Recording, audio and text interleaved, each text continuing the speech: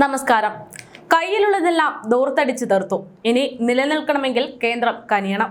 കടം കൊണ്ട് പൊറുതിമുട്ടിയ സംസ്ഥാന സർക്കാർ ഇപ്പോൾ കടമെടുപ്പ് പരിധി വർദ്ധിപ്പിക്കാൻ കേന്ദ്രം ഇടപെടണമെന്ന് കേണപേക്ഷിക്കുകയാണ്.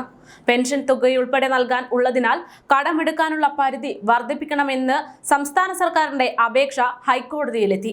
വിഷയത്തിൽ കേന്ദ്ര ഇടപെടലിനായി കോടതി ഇടപെടണമെന്ന് സംസ്ഥാന സർക്കാർ സുപ്രീം കോടതിയോട് ആവശ്യപ്പെട്ടു. കടമെടുപ്പ് പരിധി വെട്ടിക്കുറച്ച് സംസ്ഥാനത്തെ സാമ്പത്തിക ഞെരുക്കത്തിലേക്ക് തള്ളിവിടുകയാണ് കേന്ദ്ര സർക്കാർ എന്ന് ചൂണ്ടിക്കാട്ടിയാണ് സംസ്ഥാന സർക്കാർ സുപ്രീം കോടതിയെ സമീപിച്ചത്.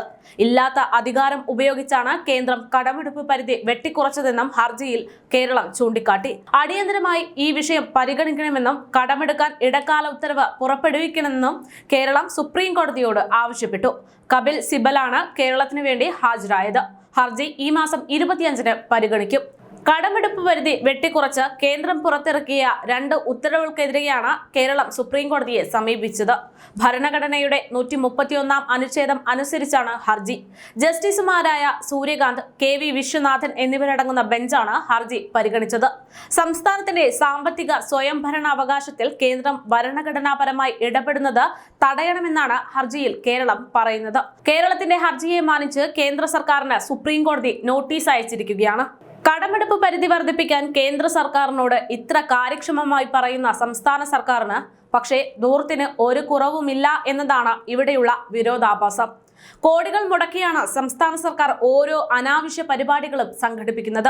അതിന്റെ ഏറ്റവും വലിയ തെളിവായിരുന്നു ഈ അടുത്ത ദിവസങ്ങളിൽ കഴിഞ്ഞ നവകേരള സദസ്സ്. നവകേരള സദസ്സ് കൊണ്ട് ആർക്ക് എന്ത് നേട്ടം ഉണ്ടായെന്ന് ചോദിച്ചാൽ കൃത്യമായി സർക്കാരിന് മറുപടിയില്ല. മാധ്യമങ്ങൾ ഈ ചോദ്യങ്ങൾ ആവർത്തിക്കുമ്പോൾ മാധ്യമങ്ങളെ പഴിക്കുക മാത്രമാണ് സംസ്ഥാന സർക്കാരിന് ചെയ്യാൻ സാധിക്കുന്നത്. എന്നാൽ ഈ പരാതികളിലൊക്കെ എത്ര നടപടിയുണ്ടായി സഖാവേ എന്ന് ചോദിച്ചാൽ അതിന് ഖജനാവിൽ പണമില്ല എന്നതാണ് സർക്കാരിന്റെ മറുപടി. ഇത് മാത്രമല്ല, ഇത്തരത്തിൽ സർക്കാരിന്റെ ധൂർത്തുകൾ ഓരോന്നായി തുടരുകയാണ്. കഴിഞ്ഞ ദിവസം മുഖ്യമന്ത്രി പിണറായി വിജയന്റെ ഔദ്യോഗിക വസതിയായ ക്ലിഫ് ഹൗസിൽ ലക്ഷങ്ങൾ ചിലവഴിച്ചുള്ള നിർമ്മാണ പ്രവർത്തനങ്ങൾ തുടരുകയാണെന്ന റിപ്പോർട്ട് പുറത്തുവന്നു. 5.92 ലക്ഷത്തിന് ക്ലിഫ് ഹൗസിൽ പുതിയ വാട്ടർ ടാങ്ക് നിർമ്മിക്കുന്നു എന്ന റിപ്പോർട്ടുകളാണ് പുറത്തുവന്നത്. 2023 സെപ്റ്റംബർ 18-നായിരുന്നു ഇതിന് സംബന്ധിച്ച ടെൻഡർ നൽകിയത്. 3.72 ലക്ഷം രൂപയ്ക്കായിരുന്നു ക്ലിഫ് ഹൗസിൽ ചാണകക്കുഴി നിർമ്മിച്ചതെന്ന കണക്കും ഇതിനു മുമ്പ് പുറത്തുവന്നു. 42.50 ലക്ഷത്തിനാണ് ക്ലിഫ് ഹൗസിൽ കാലിത്തൊഴുത്ത് നിർമ്മിക്കാൻ സർക്കാർ തുനിഞ്ഞത്. ഇങ്ങനെ നീളുകയാണ് മുഖ്യമന്ത്രിയുടെ ധൂർത്തിന്റെ കണക്കുകൾ. മുഖ്യമന്ത്രിയുടെ യാത്രയ്ക്ക് വേണ്ടി വാടകയ്ക്ക് എടുത്തിരിക്കുന്ന ഹെലികോപ്റ്ററിന് മാസ വാടകയായി 80 ലക്ഷം അനുവദിച്ച് പോരാഞ്ഞ് 50 ലക്ഷം കൂടെ അധികമായി ഈ അടുത്ത ദിവസം ധനമന്ത്രി KN ബാലഗോപാൽ അനുവദിച്ചു. ഇത്രയധികം പണം മന്ത്രിമാരുടെ ആവശ്യങ്ങൾക്ക് മാത്രം കണ്ടെത്തുന്ന സർക്കാരിന് എന്തുകൊണ്ടാണ് സാധാരണക്കാരന്റെ അല്ലെങ്കിൽ സർക്കാരിന്റെ ആവശ്യങ്ങൾക്ക് പണം കണ്ടെത്താൻ സാധിക്കുന്നില്ല എന്നത് അതിശയം തന്നെയാണ്. എന്തായാലും കേരളത്തിന്റെ സാമ്പത്തിക ഞെരുക്കം ഇല്ലാതാക്കാൻ ഇനി കേന്ദ്രത്തിന്റെ ഇടപെടൽ കൂടിയേ തീരൂ.